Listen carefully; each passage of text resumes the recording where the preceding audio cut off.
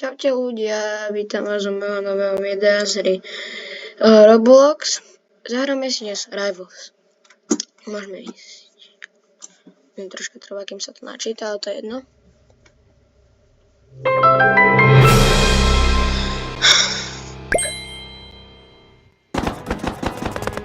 Tak môžeme ísť.